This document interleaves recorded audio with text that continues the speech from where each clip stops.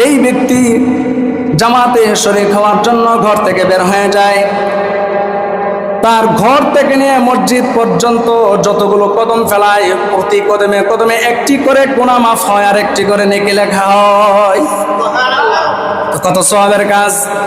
শাইখুল হিন্দ মাহমুদুল হাসান রহমাতুল্লাহ আলাই, ওনার সম্পর্কে কিতাবের মধ্যে নিয়ে আসছে, জনশ্রুতি আছে যে উনি কি করতেন, ফজরের নামাজ মসজিদে পড়ার জন্য, জামাতে শরীক হয়ে পড়ার জন্য কি করতেন, ওনার বাড়ি থেকে মসজিদ পর্যন্ত আসার সময় উনি সোজা রাস্তা বাদ দিয়ে অনেক সময় পাকা রাস্তা দিয়ে আসতেন।